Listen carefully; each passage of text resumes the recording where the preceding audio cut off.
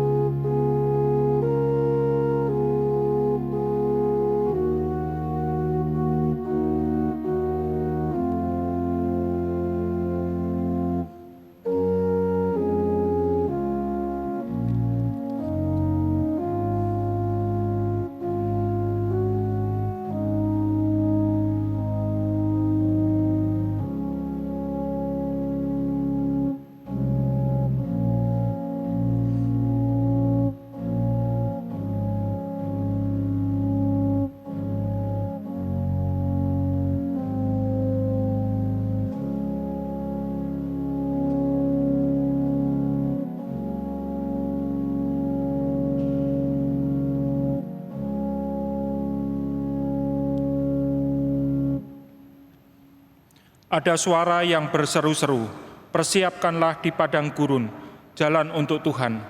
Luruskanlah di padang belantara jalan raya bagi Allah kita. Lihat, itu Tuhan Allah, Ia datang dengan kekuatan dan dengan tangannya Ia berkuasa. Lihat, mereka yang menjadi upah jerih payahnya ada bersama Dia, dan mereka yang diperolehnya berjalan di hadapannya." Kebaktian ini dimulai di dalam nama Allah Tritunggal, yakni Allah Bapa, Allah Anak, dan Allah Roh Kudus. Amin. Mari kita, jemaat kita semua menyanyikan lagu yang pertama, "Telah Tumbuh Tunas Baru."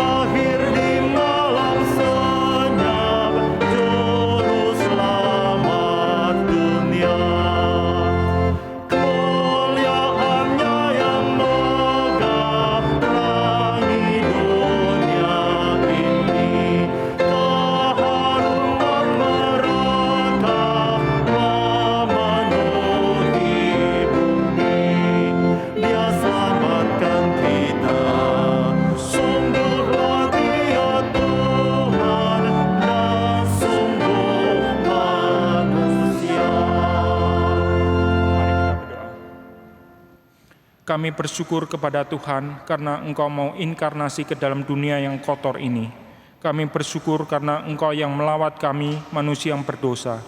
Dan pada bulan ini ya Tuhan, kami ingin mengingat sekali lagi ya Tuhan akan kejadian yang luar biasa di dalam sejarah manusia, yaitu Allah menjadi manusia.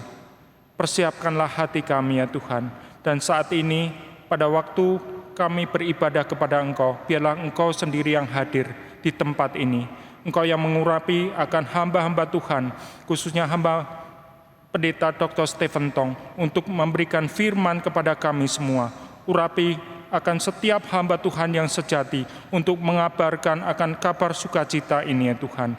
Kami juga berdoa untuk setiap jemaat yang hadir di tempat ini maupun yang kami yang streaming. Tuhan yang memimpin akan hati kami dan pikiran kami. Jangan lewatkan kami ya Tuhan.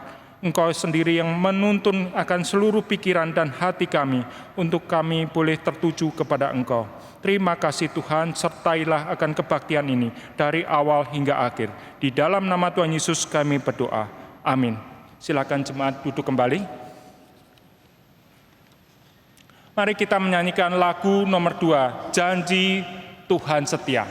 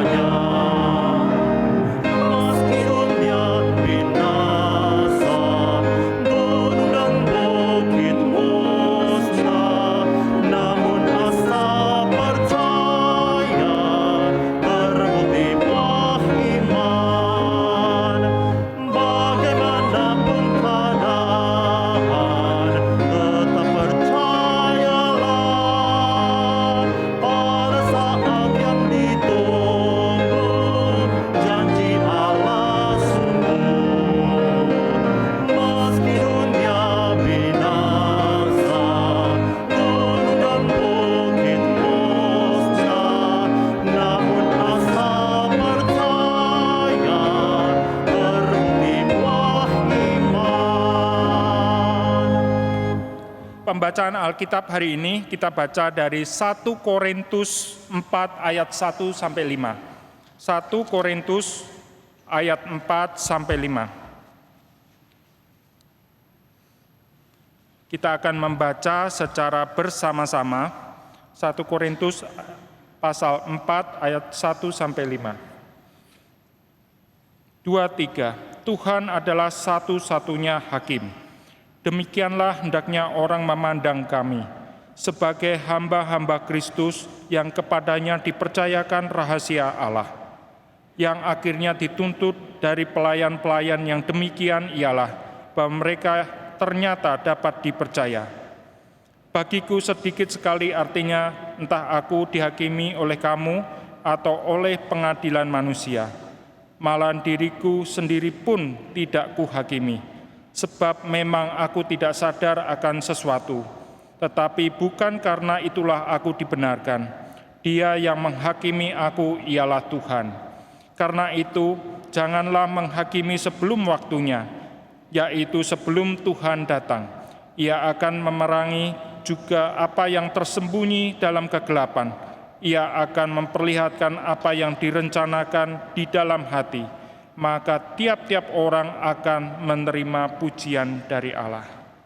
Mari kita melanjutkan pujian kita dengan menyanyikan lagu nomor 3, O Kalam yang menjelma.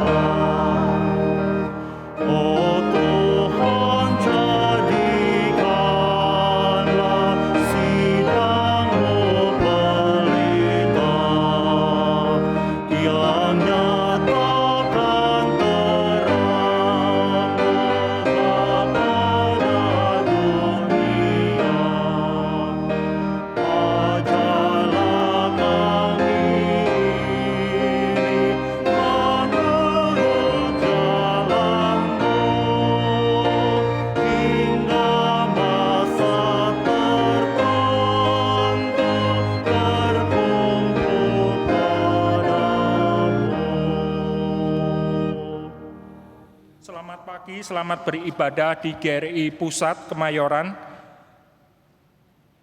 Selamat beribadah baik yang secara fisik maupun yang live streaming. Sebelum saya akan membacakan beberapa warta kegiatan kita, saya akan mengingatkan sekali lagi tentang protokol kesehatan bagi jemaat yang hadir di tempat ini. Pertama adalah wajib memakai masker secara benar, ya, selama beribadah. Yang kedua adalah semua yang hadir di tempat ini mengisi daftar isi. Ya, ada 3 cara. Pertama melalui Google Form, bit.ly/KU GRI Pusat. Kemudian baik melalui WA maupun SMS ke nomor 0812 5000 3900. Dan kita juga bisa mengisi secara manual, yaitu kita minta form daripada usher yang berada di dekat kita. Kita akan dan satu lagi, setelah kebaktian selesai diminta jemaat tetap menjaga jarak, ya, pada waktu keluar ruangan di kebaktian ini. Kita pastikan bahwa protokol kesehatan di tempat ini kita lakukan dengan ketat untuk kebaikan kita semua. Untuk kebaktian pada pagi hari ini, kita juga akan ada siaran ulang kebaktian bahasa Indonesia, bahasa Mandarin, dan Inggris pada pukul 4 sore akan ada siaran ulang. Poin yang kedua adalah tentang kebaktian Natal. Ya, kebaktian Natal kita akan adakan secara keluarga besar GRII, kita akan adakan tanggal 24 Desember jam 4 sore, 24 Desember jam 4 sore khusus untuk yang bahasa Indonesia.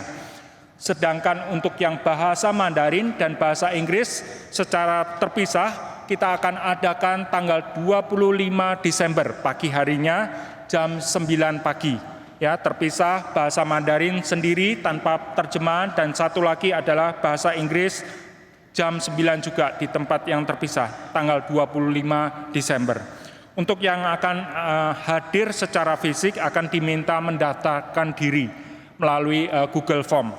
Untuk informasi selengkapnya akan tertera di dalam brosur Natal yang akan segera kita bagikan pada waktu minggu depan. Saya akan memberikan pengumuman ini sering kali kita dengarkan, yaitu streaming Reform Injili. Ya, pada hari Senin tanggal 14 Desember jam 7 malam WIB. Ya, kita akan mendengarkan pembinaan teologi dan filsafat waktu Agustinus oleh Bapak Ivan Kristiono. Ya, waktu berjalan dengan cepat. Ya, kita tanpa terasa dulu Januari, kemudian ini sebentar lagi kita akan mengakhiri akan tahun ini. Kita akan belajar dari Bapak Gereja Agustinus, Bapak Gereja abad keempat dan kelima. Ya, dan kita akan mengerti apa itu waktu. Apakah waktu itu hanya ada di benak kita atau waktu itu real? Apa ontologinya? Apa yang menjadi hakikat daripada waktu? Dan bagaimana kita sebagai anak Tuhan mengarungi akan perjalanan di dalam hidup kita melalui waktu itu. Kita dengarkan hari Senin jam 7 malam ya melalui streaming. Kemudian hari Selasa sampai Kamis jam 7 malam juga kita akan bisa mengikuti eksposisi 1 Yohanes oleh Bapak Pendeta Dr. Stephen Tong. Kemudian hari Kamis jam 18 jam 6 sore kita bisa bergabung dengan PA dan Persekutuan Doa Mandarin Indonesia. Dan pada hari Jumat jam 6.30 sore hari kita bisa mengikuti PA di GRI Pusat oleh Pendeta Yadi S5. Dan pada hari Sabtu jam 6.30 pagi hari itu kita akan ada persekutuan doa GRI Pusat.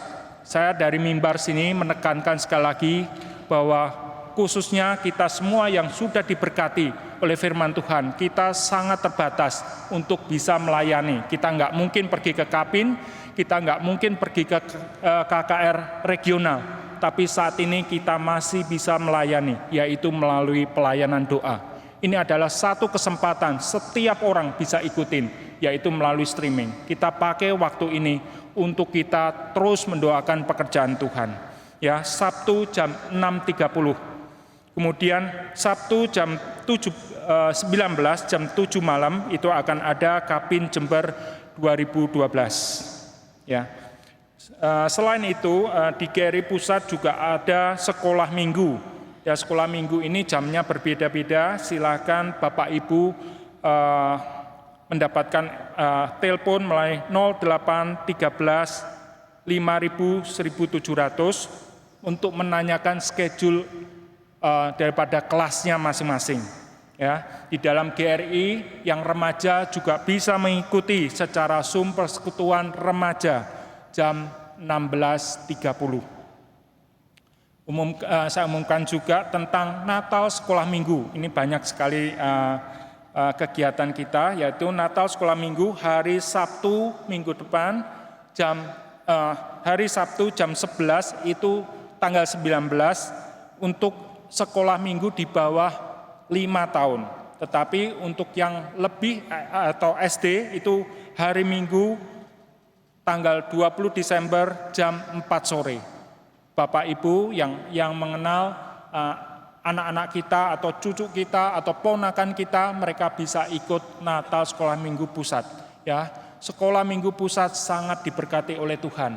Karena yang ikut bukan hanya sekarang dibatasi oleh orang Jakarta saja, bahkan seluruh Indonesia, bahkan ada yang dari China. Mereka ikut ya. Kita punya sekolah minggu, ada yang bahasa Indonesia, ada yang Mandarin dan bahasa Inggris. Ya, kita bersyukur kepada Tuhan. Mari kita bangkit berdiri, kita berdoa syafaat sebelumnya kita menenangkan akan hati kita.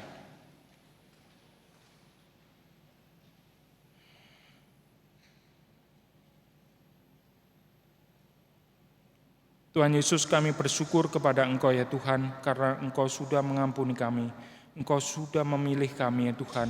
Kami bersyukur karena di dalam kehidupan kami, Tuhan sangat memperhatikan kami pribadi lepas pribadi, sehingga kami boleh ada seperti pada hari ini ya Tuhan. Saat ini kami juga berdoa di hadapan Engkau ya Tuhan, biarlah kami memohon ampun akan segala dosa kami yang kami lakukan dalam 1 minggu ini.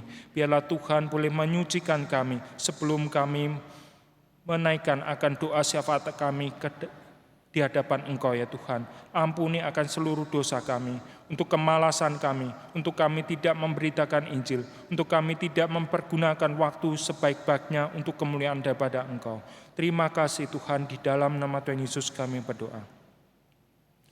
Mari Bapak Ibu kita berdoa untuk Natal yang akan diadakan oleh GRI Pusat maupun GRI seluruh cabang, bahkan gereja-gereja yang sejati yang akan memberitakan Injil melalui inkarnasi Kristus yang datang ke dalam dunia. Mari kita berdoa, biarlah melalui Natal pada tahun ini, di tengah-tengah pandemi, masih ada satu harapan, yaitu harapan di dalam Kristus. Kita mendoakan untuk pemberitaan Injil. Biarlah pemberitaan Injil tetap dilakukan, bahkan tidak dibatasi oleh tempat. Kita berdoa dan kita juga boleh dilibatkan untuk boleh menjangkau orang-orang yang belum kita kenal, belum mengenal Tuhan Yesus, untuk kita ajak mereka boleh bersama-sama join untuk mendengarkan di dalam KKR Natal yang akan diadakan dari berbagai gereja. Mari kita berdoa. Tuhan, kami bersyukur karena kami boleh memperingati Natal di tahun ini ya Tuhan. Engkau memberi kesempatan kami untuk masih hidup di akhir tahun ini. Oleh sebab itu ya Tuhan, mohon biarlah Tuhan boleh memimpin akan setiap pemberitaan Natal, untuk memberitakan Injil yang sejati ya Tuhan. Kami berdoa untuk hamba-hamba Tuhan yang sejati. Mereka dengan keras, mereka dengan sungguh-sungguh memberitakan firman Tuhan. Biarlah Tuhan mengurapi mereka. Biarlah momen Natal ini di tengah-tengah kesulitan manusia di seluruh dunia, kami masih mempunyai satu harapan, dan kami percaya bahwa Engkau adalah Allah yang menjadi manusia. Engkau yang melawat kami, Engkau yang memimpin hidup kami. Kami juga berdoa Tuhan untuk jemaat-jemaat yang mengalami kesulitan. Engkau juga memimpin mereka, khususnya mereka yang tidak bersama lagi dengan keluarga yang mereka kasih di tahun ini ya Tuhan, tetapi Tuhan sudah panggil mereka. Tuhan terus memimpin akan keluarga, khususnya di dalam jemaat-jemaat ini ya Tuhan, untuk mereka terus berpegang kepada Engkau. Kuatkan dan hiburkanlah akan setiap jemaat untuk kami terus memandang kepada Engkau. Terima kasih Tuhan, di dalam nama Tuhan Yesus kami berdoa. Poin yang ketiga, kita akan berdoa untuk pemerintah. Kita berdoa untuk pemerintah diberikan bijaksana dalam menghadapi seluruh kesulitan yang ada. Kesulitan baik itu secara ekonomi, baik itu secara kesehatan, secara publik, secara masyarakat, pekerjaan dan banyak hal yang harus ditangani oleh pemerintah. Tuhan memberikan bijaksana, baik presiden, terus sampai ke bawah. Tuhan boleh memberikan pertolongan untuk boleh memimpin akan negara ini. Mari kita berdoa bersama-sama. Tuhan, kami bersyukur di tengah negara ini, ya Tuhan, Tuhan masih memberikan kebebasan untuk kami boleh berbakti. Berkatilah bangsa Indonesia, Tuhan. Berkatilah akan pemerintah Indonesia. Berkatilah Presiden kami, Tuhan, Jokowi, yang terus boleh memikirkan akan rakyatnya, Tuhan, untuk kesejahteraan rakyatnya, untuk rakyatnya yang mengalami kesulitan di tengah-tengah pandemi. Kami berdoa, Tuhan terus memberikan pertolongan, memberikan bijaksana, Tuhan, di dalam mengambil kebijakan untuk ekonomi, untuk kesehatan, untuk banyak hal, bahkan politik, bahkan orang-orang yang ingin mengganggu akan jalannya pemerintahan di Indonesia ini. Tuhan menolong, Tuhan memberikan ketegasan, dan Tuhan yang menopang sendiri akan pemerintah ini. Terima kasih Tuhan, di dalam nama Tuhan Yesus kami berdoa. Amin. Silakan jemaat, dipersilakan duduk kembali. Kita akan mendengarkan persembahan pujian oleh Josh secara pre-recorded, yaitu First Noel. Kemudian mimbar saya serahkan kepada Pendeta Dr. Stephen Tong.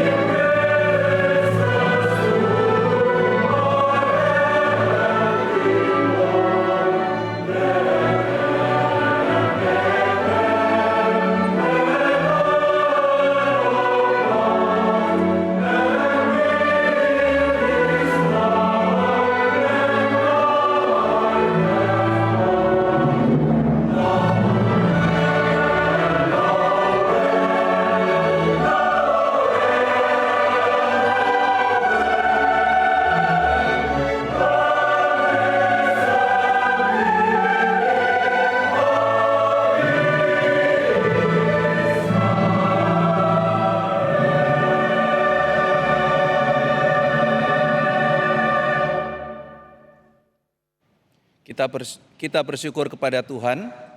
Bersyukur kepada Tuhan bahwa minggu yang lalu ada sekitar 150 saudara kita dari Kebaktian Bahasa Indonesia, Bahasa Mandarin dan juga Bahasa Inggris yang bergabung dengan Gereja Reform Injili Indonesia Pusat. Mereka melakukan sakramen baptisan, ada yang CD dan juga ada yang atestasi. Kita memberikan selamat kepada 150 anggota yang bergabung. Saya menghimbau saudara-saudara yang sudah bergabung untuk ikut aktif di dalam organic small group ataupun KTB untuk yang couple yang ada di dalam gereja kita. Sudah lebih dari 300 orang yang bergabung. Saya mengajak untuk kita terus ambil bagian sehingga kita saling mengenal satu dengan yang lain dan kita bisa melayani bersama-sama. Mari kita bersama kembali memuji Tuhan. Kita menyanyi lagu nomor 3, O Kalam yang Menjelma. Kita menyanyi bait pertama dan bait ketiga.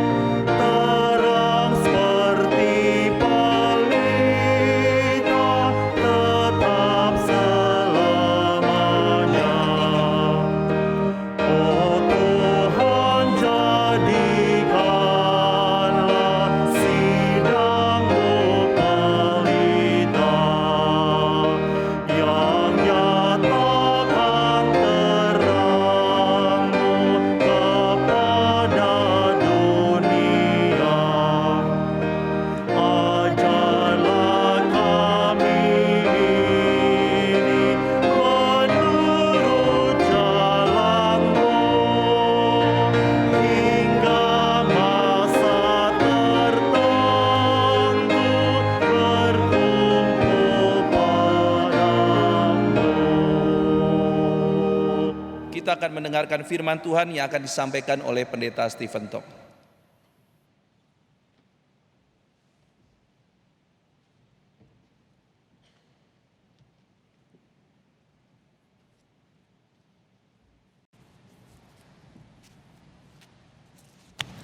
Selamat pagi. Mari kita berdoa.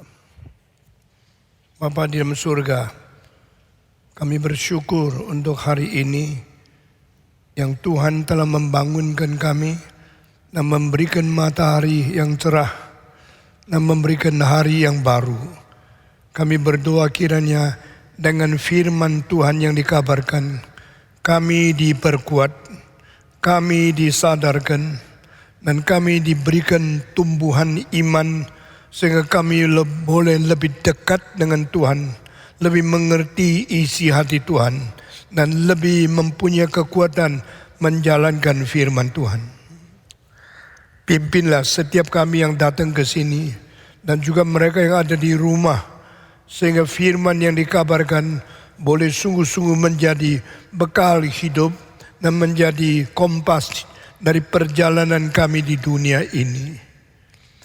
Berkati hamba-Mu yang hina ini, penuhi dia dengan Roh-Mu yang kudus, dan berkata-katalah kepada kami di dalam hati kami masing-masing. Kami serahkan kebaktian ini dari awal sampai akhir ke dalam tangan Tuhan. Pimpin kami dan berkati kami semua. Dalam nama Yesus Kristus, penebus dan juru selamat kami yang hidup, kami sudah berdoa. Amin. Mari kita membaca bersama-sama dari Injil Matius pasal yang ke-7. Injil Matius pasal yang ke-7. Kita membaca dari beberapa ayat. Injil Matius pasal yang ke-7. Kita membaca dari ayat 3. Mengapakah engkau melihat selumbar di mata saudaramu, sedangkan balok di dalam matamu tidak engkau ketahui? Bagaimanakah engkau dapat berkata kepada saudaramu, biar aku mengeluarkan selumbar itu dari matamu, padahal ada balok di dalam matamu?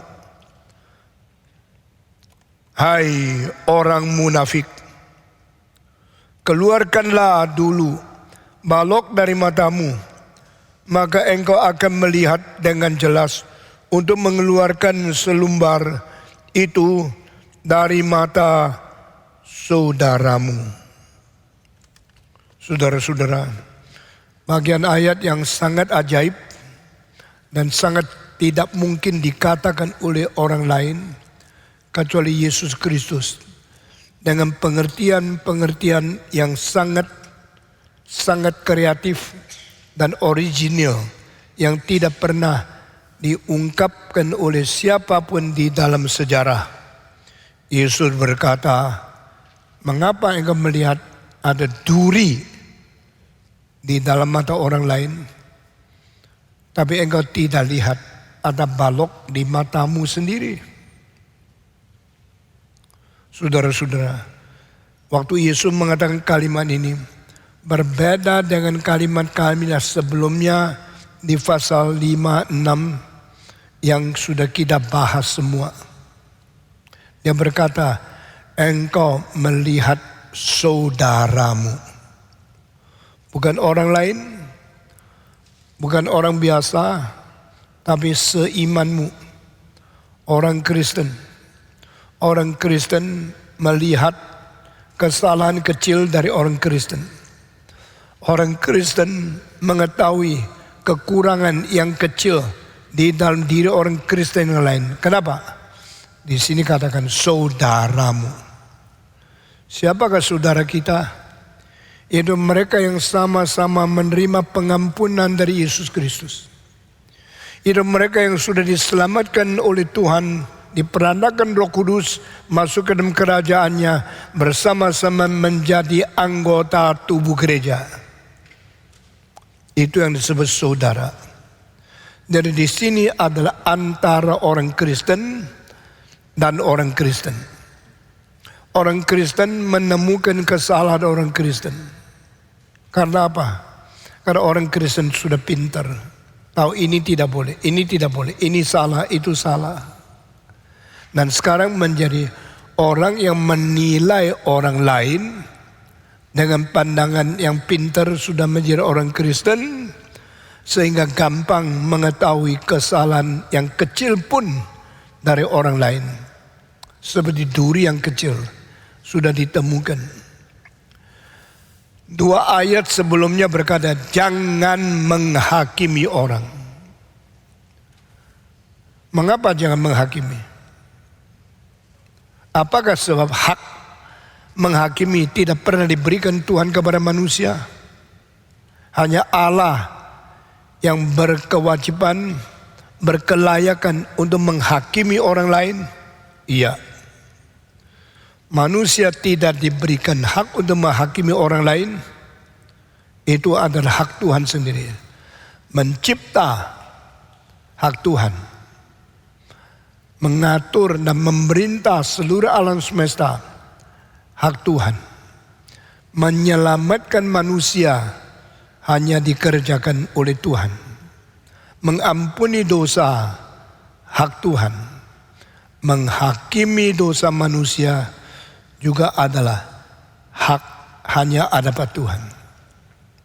Dan akhirnya Alkitab mengatakan pada hari kiamat ada penghakiman yang terbesar, penghakiman yang terakhir di atas Aryas yang putih dari Tuhan. Itu tidak pernah dibagikan kepada siapapun.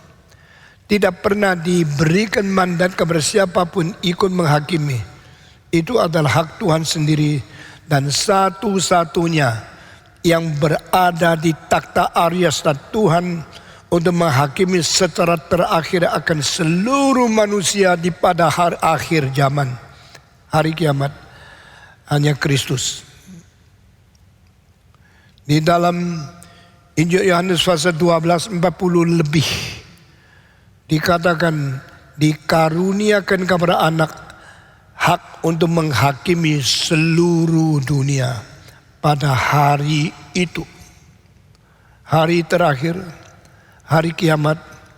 The Father give the right, the power to His only begotten Son, who have been incarnated to be human being, live on this earth in history, and who have been crucified on the cross, killed, and finally resurrected from the death.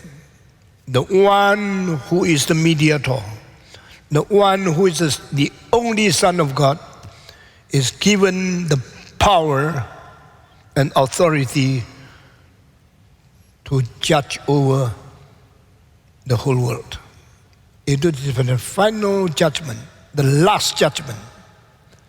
Dan di dalam surat Paulus dikatakan, kami waktu itu yang pernah mati beserta Kristus dan sudah pernah berbangkit beserta Kristus dan pernah beserta Kristus duduk di atas surga, akan turun bersama-sama dengan Kristus untuk menghakimi seluruh dunia.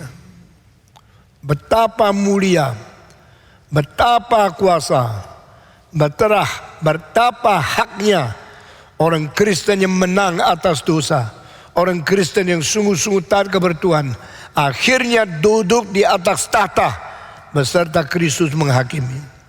Tetapi bukan sekarang. Itu sebab jangan menghakimi orang lain.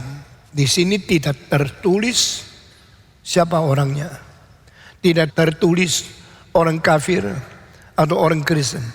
Tidak tertulis saudara. Jangan menghakimi orang lain. Jangan menghakimi manusia. Karena apa? Hak itu milik Tuhan. Tetapi menilai, mengkritik, mengetahui perbedaan, ada orang baik, ada orang jahat, harus kita miliki.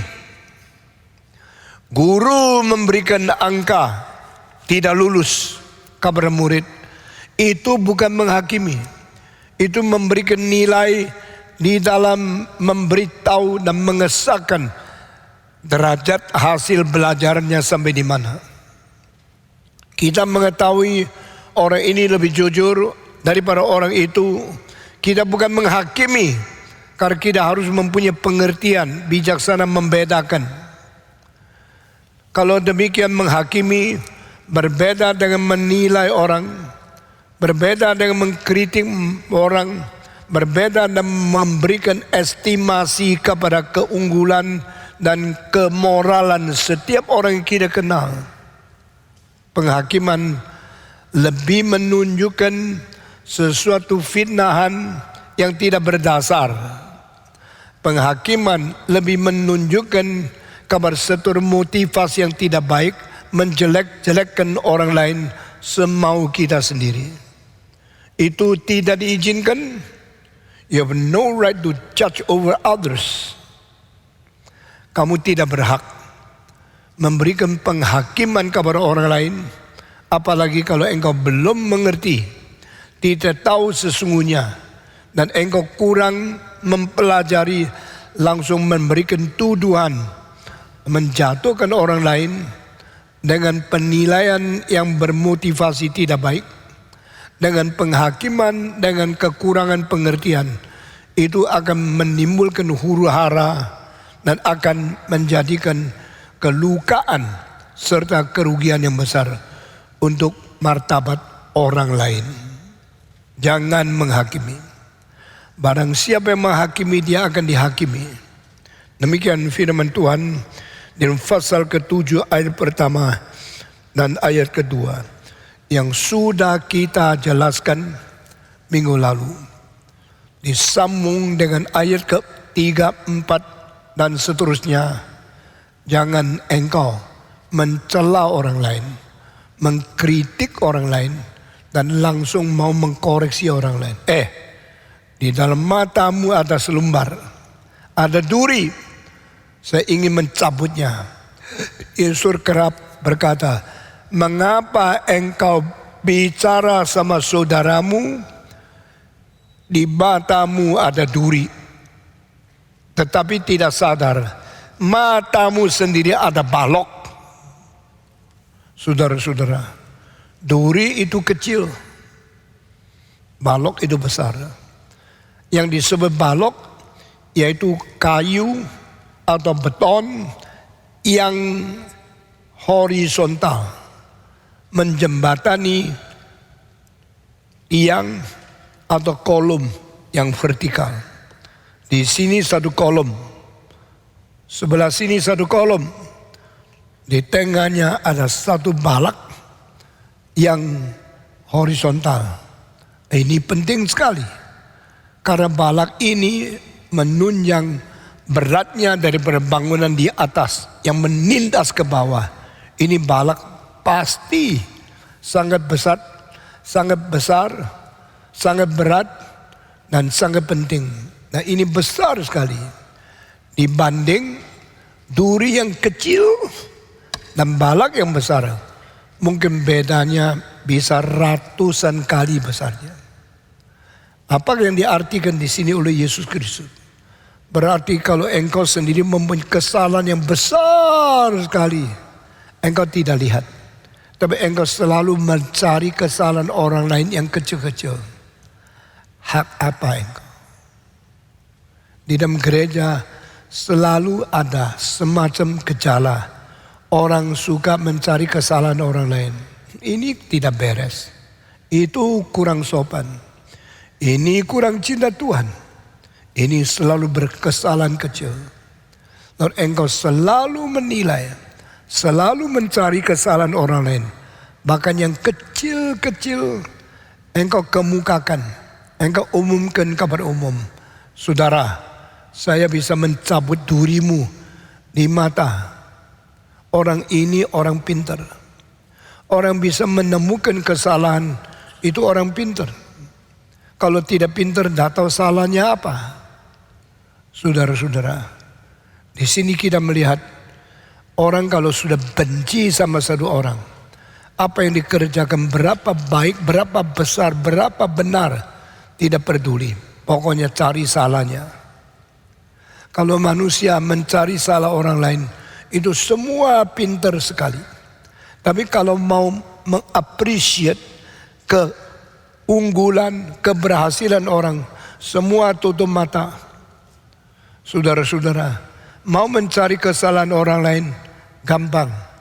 Mau menghargai keunggulan orang lain tidak gampang. Apalagi orang lain baik melampaui engkau, engkau mulai menjadi iri, menjadi jengkel, menjadi benci kepada dia. Tuhan Yesus berkata, engkau melihat saudaramu ada duri di dalam matanya. Kamu ada duri. Tetapi Yesus berkata, dirimu ada balok. Balok itu beratnya ratusan kilo. Waktu itu aula agape, saya sudah desain, ada tempat yang terlalu rendah menghalangi penglihatan dari duduk belakang kepada mimbar. Saya akhirnya perintahkan bongkar. Waktu dibongkar itu balok yang dari timur sampai tengah lebih 18 meter. Itu akhirnya turunkan betonnya, dirombak. Sesudah dikiloi, itu yang diturunkan itu lebih daripada 10 ton. 10.000 kilo, besar sekali. Sesudah itu baru kelihatan enak. Ini menjadi aula yang untuk pernikahan indah sekali. Balok itu begitu besar, menghalangi. Demikian kalau mata kita ada balok, berarti kita tidak mungkin melihat jelas. Kalau tidak bisa mungkin lihat jelas, kenapa masih tahu kesalahan orang lain? Yesus berkata, matamu ada balak, tapi engkau melihat mata orang lain ada duri. Berapa ratus kali besarnya. Tapi engkau bisa menemukan yang kecil-kecil. Karena apa? Engkau sudah tidak senang sama orang itu. Kalau ada orang yang kamu tidak senang, ngomong satu kalimat salah, engkau peka. Bertindak satu salah, engkau sadar. Berbuat sesuatu yang tidak beres, engkau ingat. Karena engkau sudah tidak senang sama dia. Jadi di sini bukan hanya balak sama selumbar. Bukan beton sama duri yang kecil. Ini adalah mengenai hatinya yang sudah tidak menghargai dan tidak senang orang lain. Saudara-saudara, kalau engkau sayang sama seseorang, salah apapun kamu ampuni. Kesalahan berapa besar kamu toleransi. Tapi kalau ada orang kamu benci, sedikit kalimat salah, engkau marah. Sedikit kesalahan, engkau tonjolkan. Karena engkau sudah tidak senang sama dia. Like and dislike cause us to act and to deal with others very differently. Karena engkau senang seorang atau engkau tidak senang seorang, mempengaruhi cara engkau menghadapi mereka secara tidak adil. Ini yang dikatakan oleh Yesus Kristus. Di dalam sejarah kita melihat peperangan terjadi karena sedikit hal yang kecil akhirnya menjadi peledakan, pemboman, senapan, peperangan, pertikaian yang besar sekali dari hal yang kecil sekali saja. Saudara-saudara, demikian hubungan antara manusia dan manusia selalu menjadi rusak karena ada lihat sesuatu yang tak enak dilihat, yang tak layak dilihat, yang tak suka dilihat, yang tak memperkenani hatimu.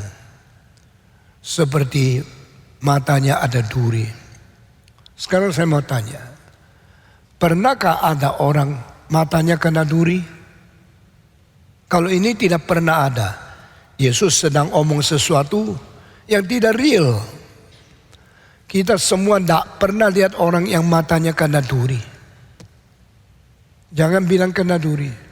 Mata itu adalah tempat di dalam badan manusia yang paling peka syarafnya. Selain kelamin, alat kelamin, syarafnya sangat-sangat rumit, complicated. Selain itu mata. Dan mata mempunyai kepekaan tidak bisa menerima barang luar sekecil apapun masuk ke dalam butirnya. Sehingga ada sedikit pasir masuk mata, engkau langsung uncek-uncek, engkau langsung bikin keluar, tidak bisa tahan. Pasir sekecil apapun masuk di mata, bikin engkau rasa hidupnya susah sekali. Dan engkau mengeluarkan dengan sapu tangan, tidak bisa. Keluarkan dengan air, tidak bisa. Keluarkan dengan tiupan besar, tetap tidak bisa.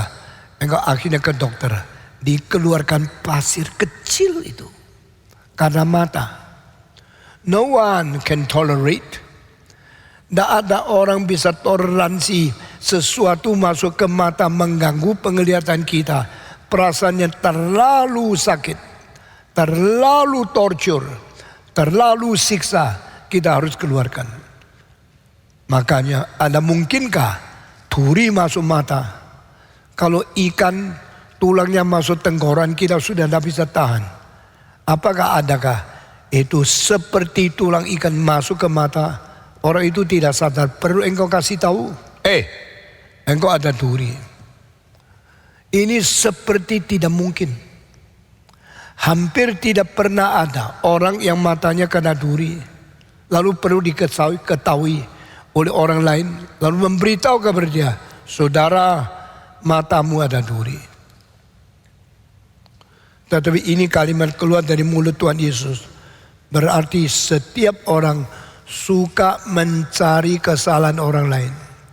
Cari-cari, kecil-kecil pun dibongkar supaya nama orang lain rusak. Supaya nama orang lain harus dikoreksi oleh kamu. Seolah-olah kamulah paling suci, kamulah paling baik, tukang mengkoreksi, tukang mengfitnah, tukang membicara tentang dosa orang lain. Saudara-saudara sekalian, orang yang mencela orang lain tidak rasa kerugian apa-apa. Orang yang nama dirusak orang lain, sakitnya bukan main. Orang yang mengatakan salahmu, ini tidak boleh, itu tidak boleh. Seperti hakim yang sangat bebas. Tetapi orang yang dihakimi, sedihnya, susahnya tidak karu-karuan. Tetapi kita tidak memperhatikan keseimbangan dan perasaan perbandingan. Kita cuma rasa aku mempunyai kebebasan. Aku boleh mencela engkau. Maka kita bicara tentang duri yang kecil yang berada di mata orang lain. Saudara-saudara, kamu lihat mata dia, ketemu duri? Saya mau tanya, kenapa kita lihat orang mulai dari lihat mata? Sekarang saudara lihat saya, bukan lihat tangan saya, bukan lihat rambut saya, melihat mata saya. Karena waktu saling melihat, mata menjadi objek. Kenapa? Why? Eyes become the object of our seeing. Waktu engkau melihat seseorang, pasti engkau lihat matanya. Karena mata adalah satu-satunya tempat di seluruh badan kita yang berfungsi merefleksikan cahaya. Di sini ada lampu, kamu bisa lihat di dalam mata ada tandanya bayang-bayang lampu. Melewat tangan, merefleksikan secara rata. Tapi mata merefleksikan cahaya, selalu fokus.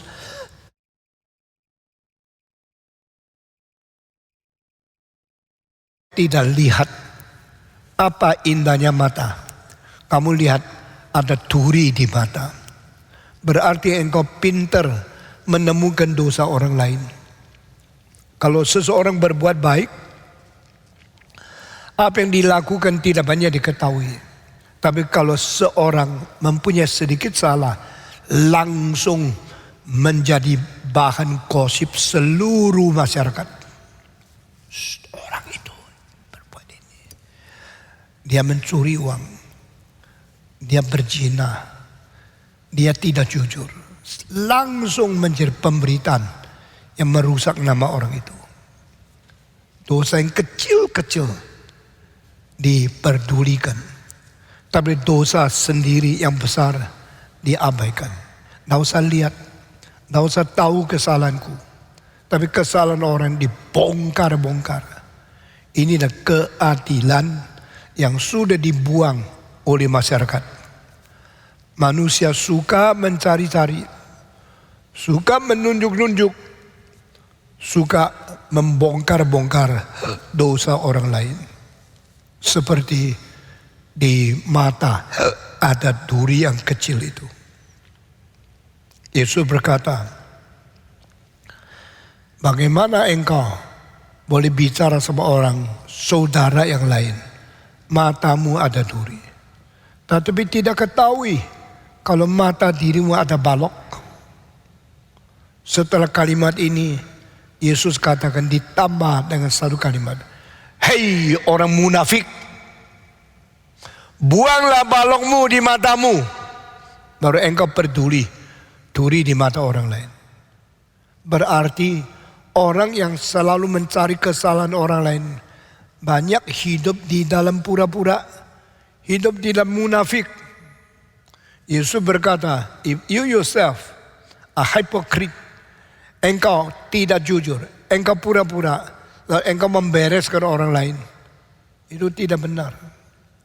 Saudara-saudara, begitu banyak orang sudah membiasakan tidak pernah mencari kesalahan sendiri, tidak pernah mengaku kekurangan sendiri. Pokoknya saben hari mencari kesalahan orang lain. Sebagai pengurus sini, pengurus situ, seksi sibuk, dah henti-henti menemukan kesalahan orang lain. Di gereja juga ada orang seperti begini. Kalau orang lain salah, Dia pakai speaker beritahu karena semua ini salah, itu salah. Tidak perlu kasih uang. Dia menjadi satu advertisement yang tidak usah dibayar. Karena dia suka membongkar kesalahan orang lain. Tetapi hidupnya sendiri tidak beres. Maka Yesus mengatakan dua istilah yang menarik perhatian. Antara saudara. Kedua, ada munafik.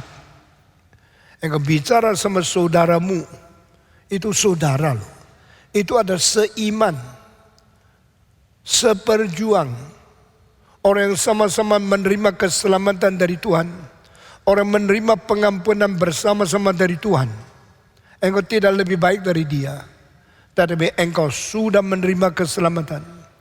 Sudah mengalami pengampunan. Engkau rasa diri lebih baik. Engkau rasa diri lebih benar. Dan engkau mencoreng orang lain.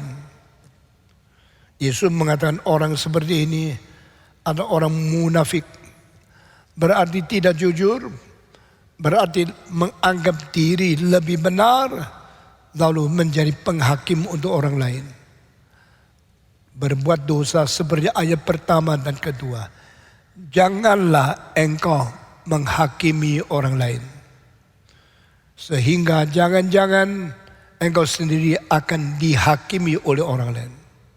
Bagaimana engkau hati besar, toleransi. Bagaimana mengampuni kesalahan orang lain. Demikian Tuhan akan memberikan hati besar menghadapi kamu. Memberikan toleransi tentang kesalahanmu. Ini ajaran Tuhan yang begitu ketat adanya. Tapi saudara-saudara, berapa banyak orang kalau Tuhan ampuni dia anggap itu benar. Dia ampuni orang lain tidak boleh. Kalau dia menerima pengampunan Tuhan, berapa banyak dia rasa itu lumrah. Tapi orang dapat sedikit dari pengampunan dia tidak kasih. Pelit. Kita terlalu stingy. Kita sangat pelit untuk menghadapi orang lain. Kita sendiri doa minta anugerah Tuhan, pengampunan Tuhan. Segala keselamatan sebesarnya berikan kepada aku. Dosaku besar, Tuhan ampuni. Tapi dosa orang lain kecil, engkau tidak bisa terima. Engkau menghakimi, engkau menghukum, engkau mengkritik, engkau mensiarkan, engkau membongkar kesalahan orang lain. Saudara-saudara, berbahagialah orang yang belajar dari Tuhan. Alkitab berkata, jikalau engkau mengampuni orang lain, maka engkau berhak datang kepada Tuhan, minta Tuhan mengampuni engkau. Itulah ajaran yang kita terima daripada doa Bapa kami. Ampunilah kiranya segala dosaku, seperti aku sudah mengampuni orang yang bersalah kepadaku. Jadi Tuhan, saya jalankan dulu. Engkau belajar dari saya. Engkau mengampuni saya seperti saya mengampuni orang lain. Kurang ajar ya. Suruh Tuhan belajar dari kita. Tuhan mengikuti teladan kita. Setelah kita mengampuni, baru Tuhan mengampuni kita. Ini bukan terbalik. Sebenarnya adalah Tuhan mengampuni kita, baru kita belajar bagaimana mengampuni orang lain. Tapi itu mengenai keselamatan. Mengenai hidup rohani, persis terbalik. Ada you have been pardoned, you have been forgiven because the grace and the salvation of Jesus Christ, God tolerate and God forgive your sins. After that, your spiritual life should practice what you have already experienced. Setelah kau diselamatkan, setelah mengalami keselamatan, kau harus melaksanakan hidup rohani yang mengikuti teladan Tuhan mengampuni engkau. Dan engkau belajar mengampuni orang lain. Kalau tidak ada hak minta diampuni lagi. Tidak ada hak dan tidak ada syarat kualifikasi engkau minta Tuhan memberikan kemurahan kepada kamu. Karena engkau sudah diampuni, tapi engkau tidak mau mengampuni orang lain. Saudara-saudara, menjadi orang Kristen harus membayar harga. Menjadi orang Kristen harus menjalankan kewajiban. Dan kewajiban yang kita lakukan adalah mengerti kalau kita hutang terbanyak kepada Tuhan. Tuhan pernah mengampuni kita, kita mesti mengampuni orang lain.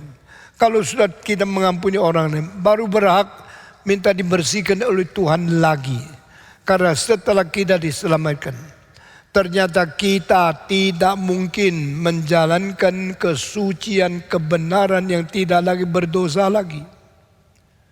Terdapat Alkitab di dalam 1 Yohanes pasal kedua dikatakan, jikalau di antara kamu ada orang berdosa, berarti kamu sudah Kristen. Antara kamu, antara orang believer, antara orang yang sudah diampuni Tuhan, kalau orang berdosa di hadapan Allah, kita mempunyai seorang pengantara. Berarti continuously, unceasingly, always happen again. So forgiveness of God on you that you had been forgiven before. Dulu engkau pernah diampuni. Engkau sudah mendapatkan keselamatan dari Yesus Kristus. Engkau sudah diselamatkan. Meskipun demikian engkau sudah Kristen, masih mungkin tidak sadar sering hidup salah di dalam dosa. Saya khusus memakai tidak sadar. Berarti jangan kita sengaja sadar-sadar berbuat dosa. Karena itu terlalu bahaya. Itu menimbulkan kemarahan Tuhan yang berikan hukuman yang berat kepada orang yang sengaja melakukan dosa secara kontinus. Sedangkan kalau kita bukan sadar, bukan sengaja berbuat dosa, maka Tuhan akan terus mengampuni dosa kita. Tetapi engkau harus mengampuni dosa orang lain dulu.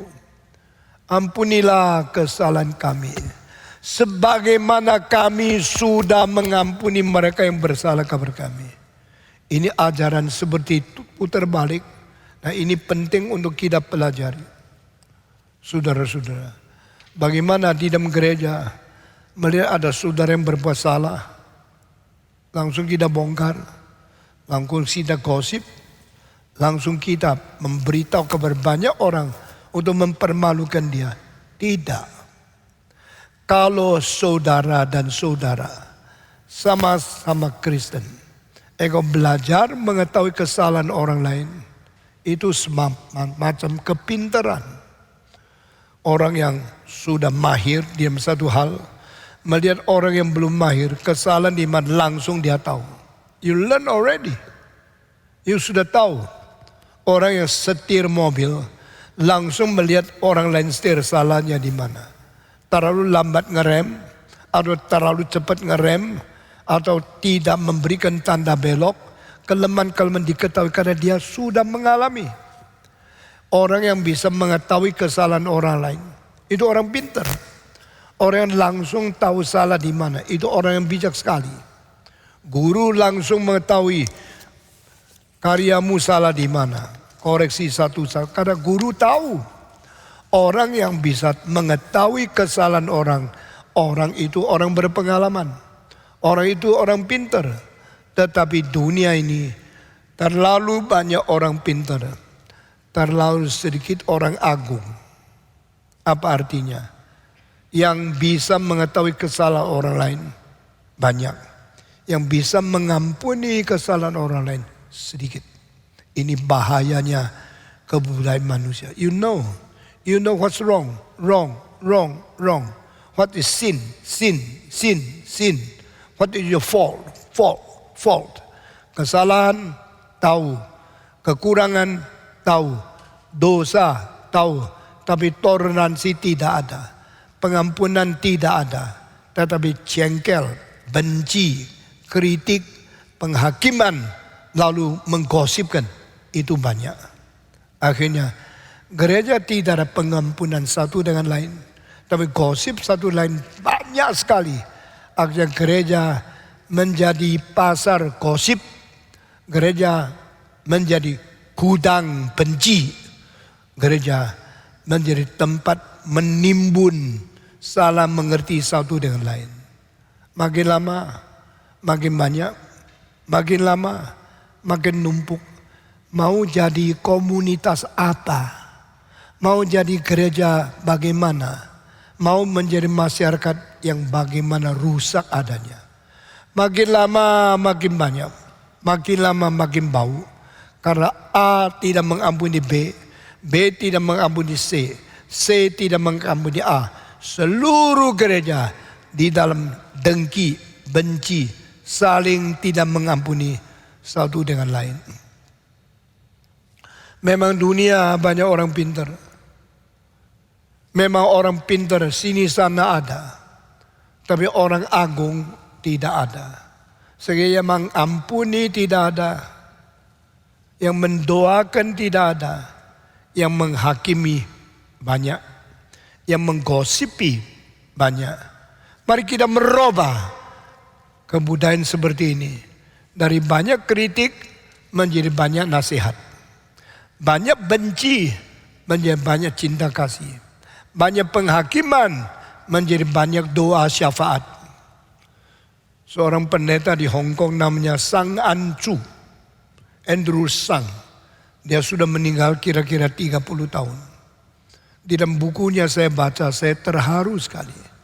Dia mengatakan, sebelum engkau menasihati orang, memberitahu kesalahan dia, engkau mesti berlutut, berdoa, mengalirkan mata untuk minta syafaat kepada Tuhan bagi dia. Setelah cinta kasih cukup, doa cukup, berdoa minta Tuhan memberi kasihan, engkau sudah banyak berdoa dengan air mata bagi orang itu, satu hari engkau datang kepada dia. Saudara, saya datang karena cinta kasih Tuhan. Dan karena saya cinta kamu. Ada apa Pak? Saya tahu engkau ada satu kesalahan. Tapi tidak apa-apa. Kesalahan itu semua orang bisa ada. Saya pun bisa ada. Tapi saya sudah doa 20 bulan untuk kamu. Baru ini hari ngomong sama kamu. Orang itu akan tergerak. Orang itu akan sangat terharu. Engkau sudah berdoa buat saya 20 bulan, baru sekarang datang beritahu kesalahanku. Saya mau dengar, tolong kasih tahu saya, kesalahanku itu apa. Waktu dia minta engkau memberitahu, engkau sekarang berani memberitahu karena atas permintaan dia. Kenapa minta? Karena dia terharu, engkau sudah berdoa begitu lama untuk dia. Maka dia siap menerima advice. Dia siap mengetahui nasihat. Dia siap sadar dosa di mana. Engkau yang sudah berbulan-bulan berdoa, air mata mendoakan dia. Cinta begitu dalam kepada dia. Baru engkau datang kepada dia. Dia sudah buka hati menerima. Saudara, ada satu duri kecil di matamu. Bolehkah saya bantu mencabut? Oh silakan, saya sendiri rasa itu sakit sekali. Dia siap menerima. Saya kira manusia itu jiwanya sama. Orang tidak suka dimarahin. Orang tidak rela ditegur. Termasuk anakmu sendiri. Ini salah. Mau apa? Tapi kalau bilang papa sangat sedih. Melihat kau dikalahkan oleh satu kesalahan. Padahal papa waktu kecil sama seperti engkau banyak salah di hal ini. Oh papa, engkau mengerti, saya bukan sengaja kok, saya lemah. Anak, papa tahu engkau lemah. Papa dulu juga begini. Engkau gendong dia, engkau lus dia. Engkau memberitahu kepada dia. Mari kita sama-sama belajar. Bagaimana keluar dari kesalahan seperti ini. Dia pasti terima dengan baik. Saudara-saudara, yang kau katakan benar, tapi yang kau katakan harus ada kejujuran. Ditambah dengan cinta kasih.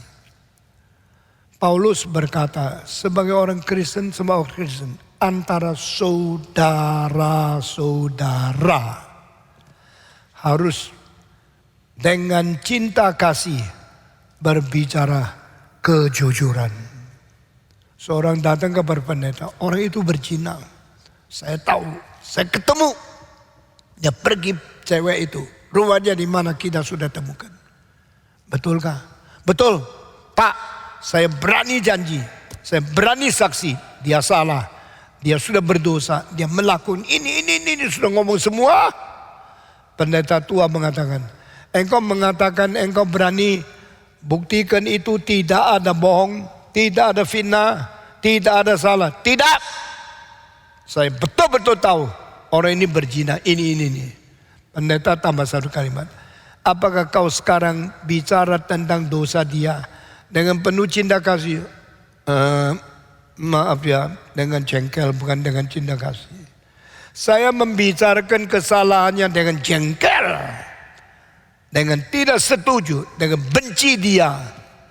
Maka sekarang pendeta bilang, kalau bisa memberitakan hal yang benar dengan motivasi cinta kasih, engkau lebih agung dan engkau lebih gampang berhasil menasihati dia. Baru dia sadar. Saudara-saudara, di dalam dunia banyak hal yang memang benar, yang dikatakan tidak salah, tapi dikatakan dengan penuh kurang cinta kasih, penuh kebencian, sehingga makin kacau balau, makin tidak ada kebajikan atau faedah dan keberhasilan yang positif bisa kita capai. Saudara-saudara, semua kelemahan itu ada. Semua orang ada kesalahan. Tapi semua orang susah meninggalkan kesalahan. Apalagi kalau dia sudah dibenci, digosipi, dia makin jengkel, makin sulit keluar dari kesalahan.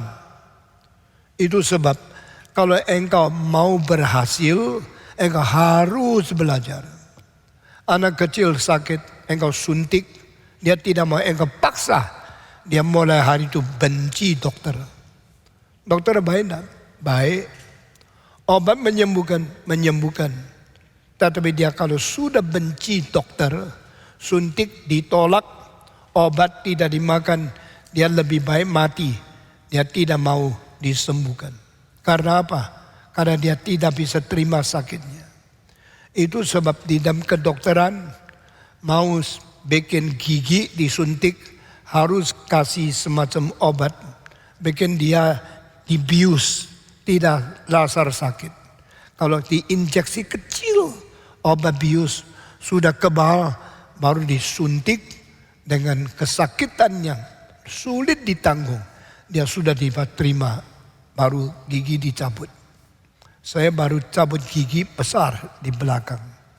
8 bulan lalu sudah goyang.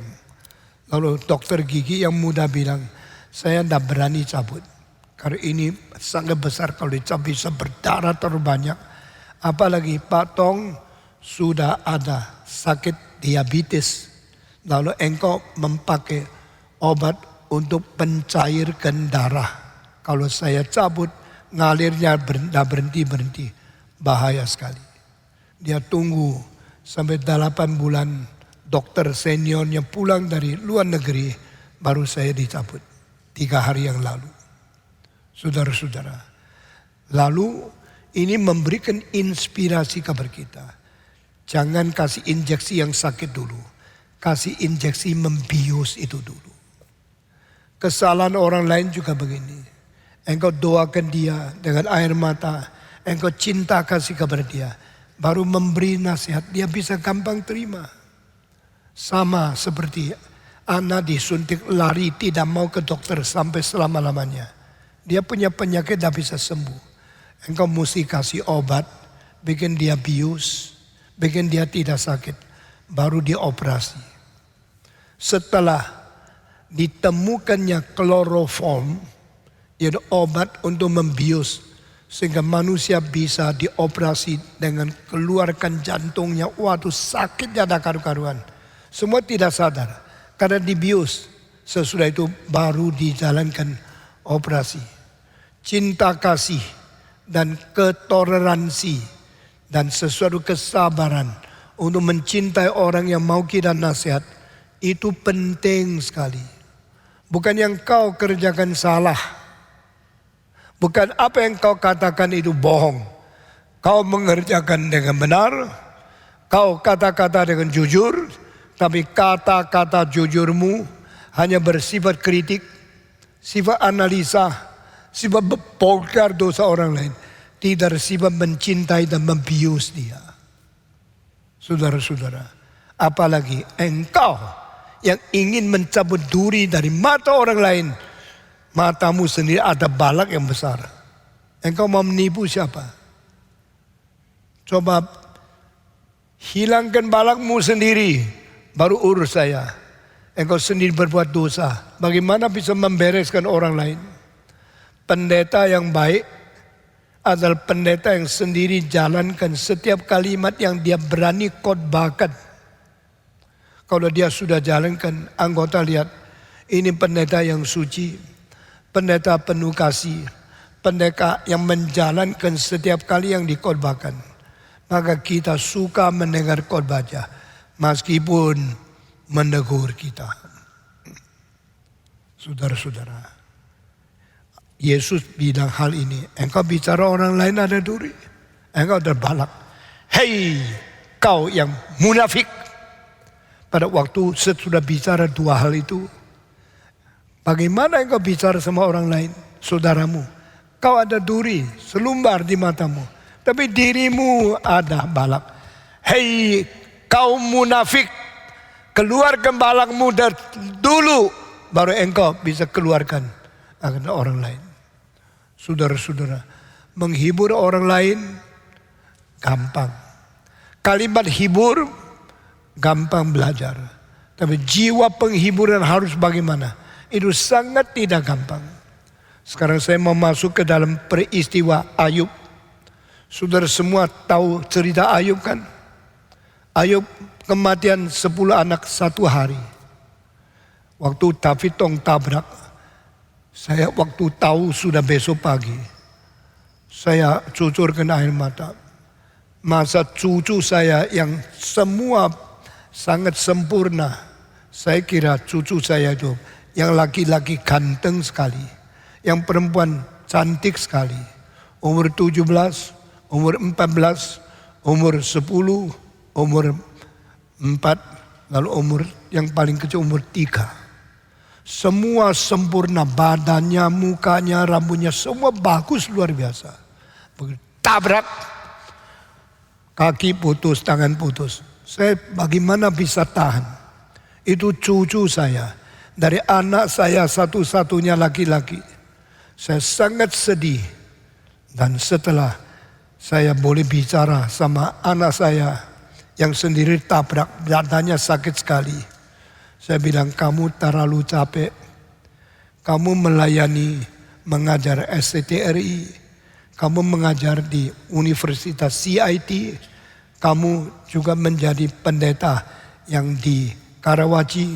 Kamu bawa anak-anak sekeluarga sini ke situ.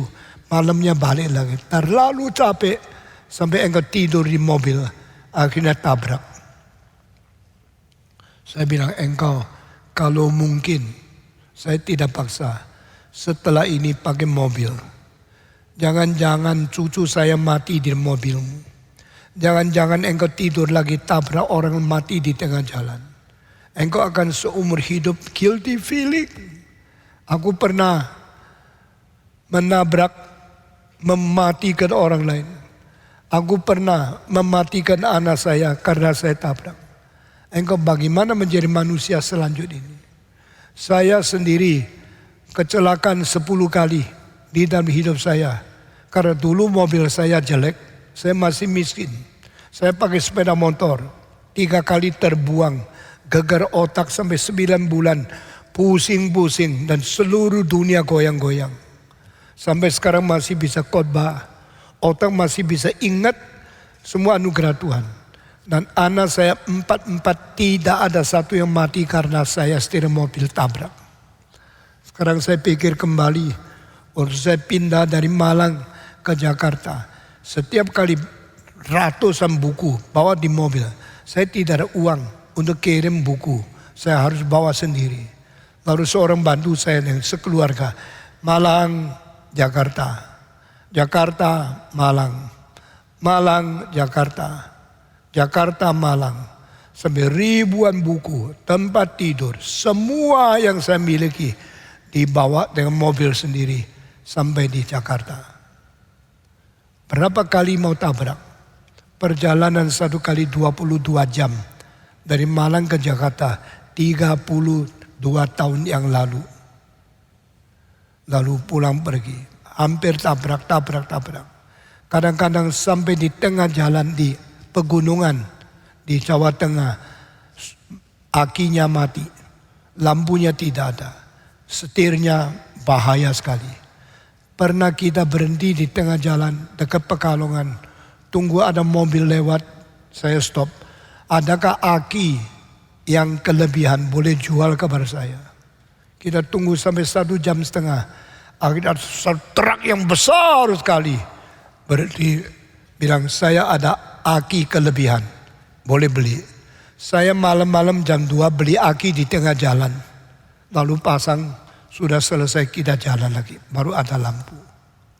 Banyak waktu sangat-sangat capek. Saya setir sudah tidak kuat. Akhirnya saya mungkin tabrak. Saya langsung sendiri minta pinggirkan jalan. Di tempat itu shoulders. Saya tidur 15 menit setir lagi. Saya bersyukur sampai hari ini tidak ada anak saya mati di dalam mobil saya karena saya tabrak. Sampai hari ini saya sendiri gegar otak 3 kali seumur hidup juga tidak mati. Masih bisa menjadi pendeta Anda. Masih bisa memimpin gereja ini dari tidak ada sampai gedung terbesar di seluruh Indonesia sebagai gereja. Ini semua anugerah Tuhan. Tapi saya kira dan saya sadar kira-kira 6 minggu yang lalu setan mau menghantam, mau mengganggu keluarga saya, akan menghancurkan pelayanan Stephen Tong karena sangat diberkati oleh Tuhan. Akhirnya saya kira ada sesuatu yang akan terjadi. Sampai sungguhnya terjadi antara anak saya dan cucunya tabrak dan mendapat bahaya besar. Saya harap tidak terulang lagi. Pagi ini beberapa tua-tua bilang sama saya, mari kita cari satu mobil yang lebih kuat, lebih baik tetapi sangat mahal. Saya bilang saya tidak atur, you orang pergi cari. Mereka cari satu mobil bekas yang lebih kuat untuk keluarga itu, yaitu David Tong. Karena gerakan ini sedang mau dirikan universitas. Dan satu-satunya orang di antara pemuda kita yang paling berkualifikasi, paling bersyarat memimpin itu universitas adalah David Tong. Dia sudah S3 dari Amerika, sudah pernah menjadi asisten profesor fisika di Amerika. Dan dia mengerti semua pengetahuan yang paling canggih dan paling dalam. Dan dia juga orang rohani, pernah dapat gelar S2 daripada teologi. Dia menggabungkan teologi dan sains, mendidik anak-anak yang masuk sebagai mahasiswa sekolah universitas kita. Dengan semua itu dididik dengan baik. Dia perlu mobil yang lebih baik. Dia perlu supir yang aman. Ini semua saya serahkan kepada Tuhan.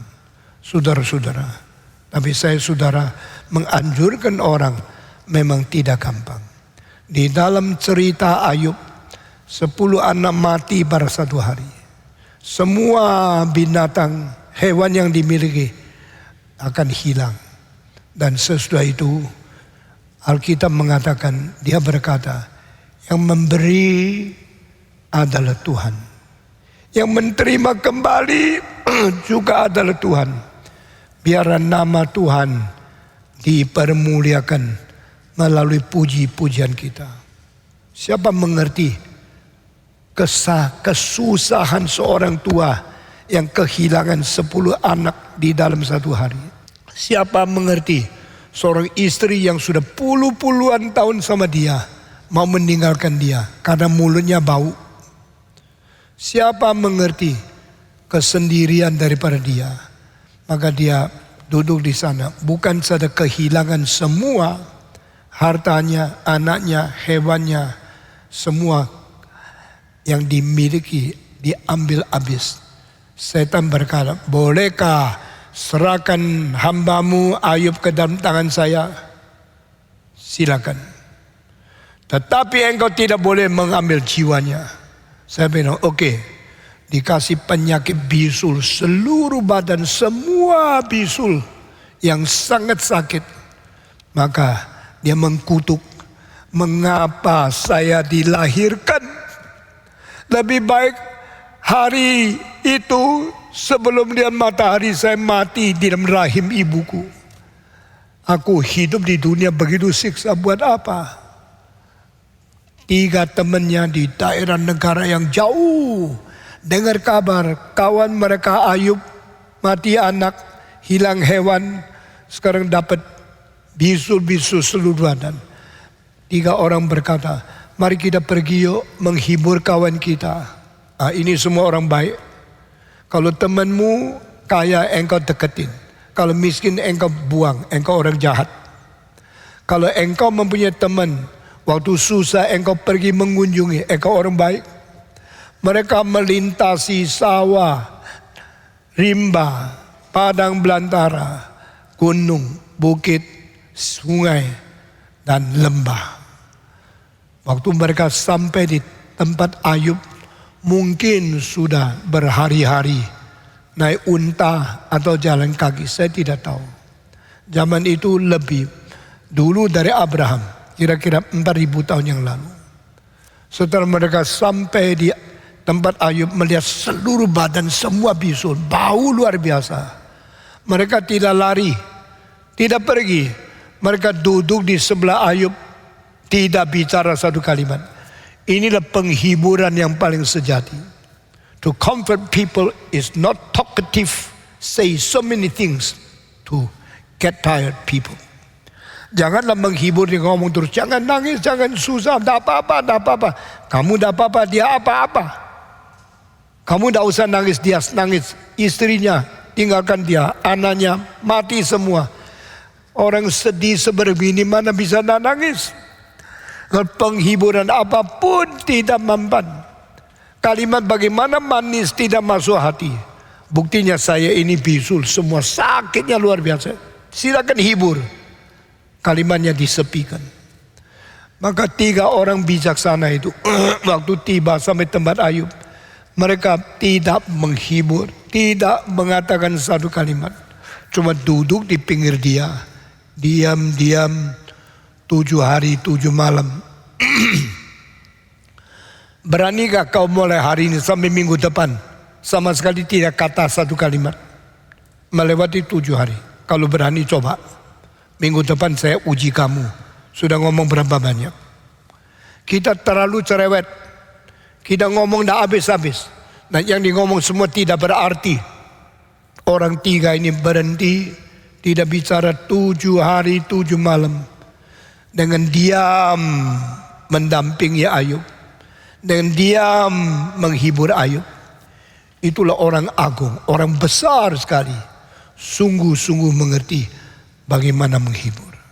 Tetapi bagaimana latihnya, bagaimana hebatnya seorang yang mempunyai pengalaman, wataknya sudah matang. Kalau tidak Roh Kudus tidak kuat. Setelah 7 hari tidak tahan, mulai cerewet, kamu berdosa, kalau tidak Tuhan tidak hukum kamu, cilaka. Menghibur menjadi menghakimi, menghibur menjadi menjelek-jelekan dia. Wah, di dalam kesusahan Ayub lebih sedih. Akhirnya 42 pasal engkau baca Ayub sampai pasal terakhir baru balik. Waktu balik ada satu kalimat bikin saya nangis. Ayub bagaimana bisa dikembalikan? Bagaimana bisa terhibur sungguh-sungguh? Ayub dilepaskan daripada kesulitan, kepicikan, kemiskinan, dan semua sakit bisulnya semua. Hanya satu kalimat. Karena Ayub berdoa untuk 3 teman yang datang hibur dia, bikin dia susah. Itu rahasianya. He pray for his friends. That is the reason God released him from all his tribulation. Waktu Ayub tidak mengingat sendiri, doa untuk teman. Tuhan berkati dia, berkati dia, berkati dia sendiri yang perlu berkat. Dia sendiri yang sakit seluruh badan. Dia sendiri yang kehilangan semua anak. Setelah dia begitu picik, begitu siksa, begitu dianiaya, begitu sengsara, menderita. Rohani dia begitu baik, dia mendoakan kawan-kawannya. Saudara-saudara tidak kesulitan, jangan hanya minta orang doakan kamu, doakan orang lain. Doakan yang lebih susah, doakan yang salah ngerti, doakan mereka yang kurang pintar menghibur, bikin engkau lebih susah. Doakan orang lain dulu. When you making intercession for others, engkau berdoa untuk orang lain. Tuhan buka jalan bagi kamu. Itu rahasia. Inilah kerohanian. Mari kita bukan dengar khotbah cuma maunya kaya, maunya lancar, maunya subur, maunya berkat. Mari kita maunya mengerti hati Tuhan. Mengerti prinsip Alkitab. Mengerti kebutuhan orang lain. Lalu kita mendoakan orang lain. Sama seperti Yesus malam itu dijual, malam itu ditangkap. Itu malam dia doakan orang lain. Pada waktu Yesus di atas kayu salib, dia sendiri susah, berdarah, sudah hampir mati. Dia doakan Tuhan ampuni orang lain. Setiap kali engkau mendoakan orang lain, doa itu melepaskan engkau dari sengsara. Ayub akhirnya kembali. Tuhan kembalikan hewannya. Tuhan memberikan lagi. Dia 10 anak. Hewannya 2 kali. Anaknya cuma 1 kali. Kenapa hewan double? Anak tidak double. Kalau 3.000 unta jadi 6.000. 10 anak mati, kenapa tidak menjadi 20? Ingat, karena yang 10 yang sudah mati tidak hilang. Binatang kalau mati itu selesai, hilang. Manusia kalau mati yang sungguh-sungguh cinta Tuhan, dipelihara oleh Tuhan di surga, belum pernah hilang. Tambah lagi 10 di sini, 10 di situ, 20. Sudah double. Lain dengan keledai, lain dengan kuda, lain dengan sapi, lain dengan unta, perlu double. Karena manusia mempunyai hidup selama-lamanya. Jiwanya berada sampai selama-lamanya. Tidak usah double. Inilah caranya orang menghibur Ayub. Dan selesai Ayub bagaimana dilepaskan. Sekarang kalau kita mengetahui salah ini, salah itu, lu salah, saya tahu.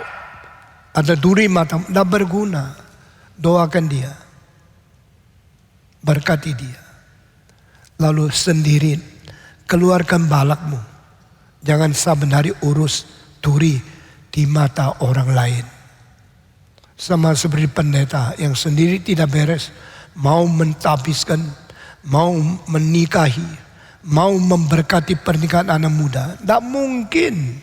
Itu tidak menjadi berkat karena engkau sendiri mempunyai balak terlalu besar. Mari kiranya Tuhan memberi pengertian kepada kita. Dan kita menjadi orang Kristen yang berkenan di mata Tuhan. Mari kita berdoa. Bapa di surga, kami berterima kasih. Ajaran dari firman-Mu, setiap kalimat seperti mutiara, setiap firman-Mu seperti emas yang sangat berharga, seperti madu yang manis, yang menetes. Kami bersyukur. Kiranya apa yang kami dengar setiap minggu menjadi berkat, berubah hidup kami, dan menjadikan kami makin mencintai Tuhan. Dengar doa kami Tuhan. Kami serahkan perjalanan rohani kami di dalam tangan Tuhan. Kami juga serahkan keluarga kami, masyarakat kami, gereja kami, dan negara yang kami cintai Indonesia di dalam tangan Tuhan. Berkati kami dalam nama Yesus Kristus, Juru Selamat yang hidup. Kami berdoa. Amin. Saya minta semua menyanyi Bapa terima kasih, dan Pendeta Ivan naik ke atas memimpin kita mengikhlarkan iman rasuli. Mari kita berdiri. Bapa terima kasih. Bapa terima kasih. Bapa di dalam surga, puji terima kasih.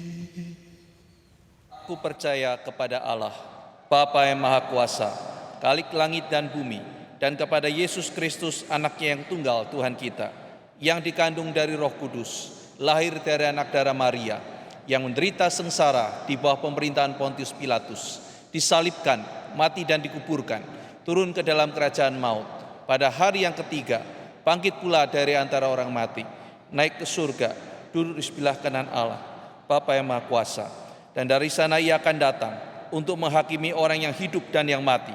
Aku percaya kepada Roh Kudus, gereja yang kudus dan am, persekutuan orang kudus, pengampunan dosa, kebangkitan tubuh, dan hidup yang kekal. Amin. Silakan duduk. Kita kembali memuji Tuhan. Lagu nomor 4, dengar malak bersorak, dan kita akan memberikan persembahan.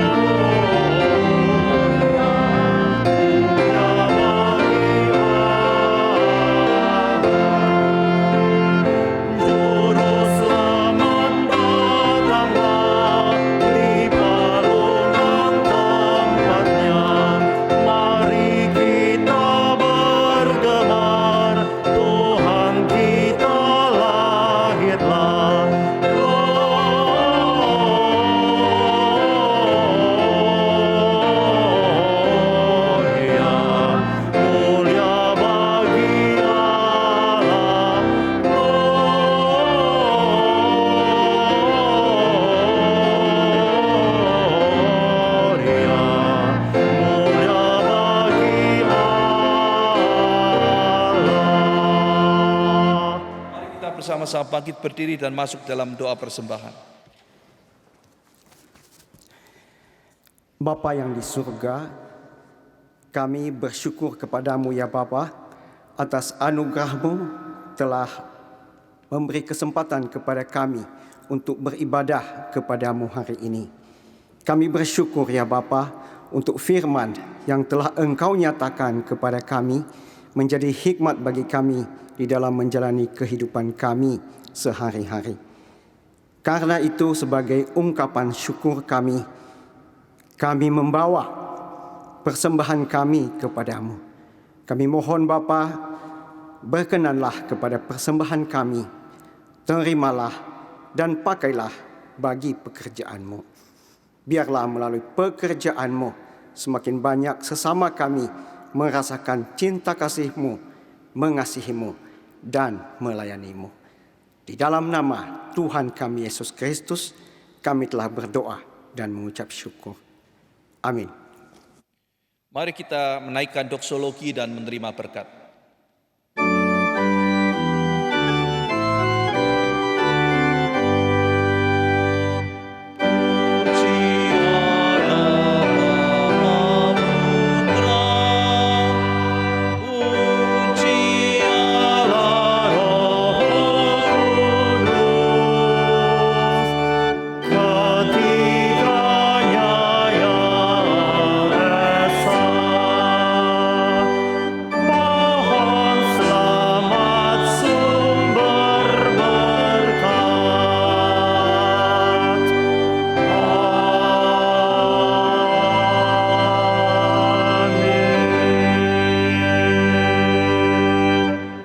Yang dikasihi oleh Tuhan, arahkanlah hati dan hidupmu kepadanya, dan biarlah engkau pulang dengan membawa berkat dari Tuhan.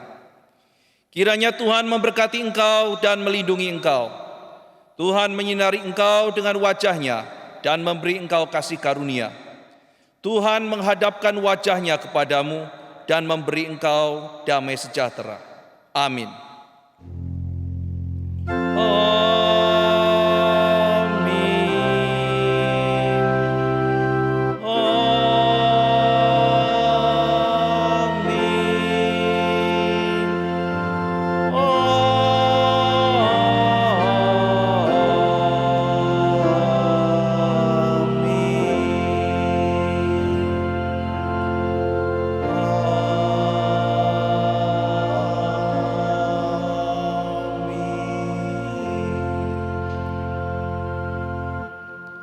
Silakan duduk, waktu teduh dan ibadah selesai. Tuhan memberkati.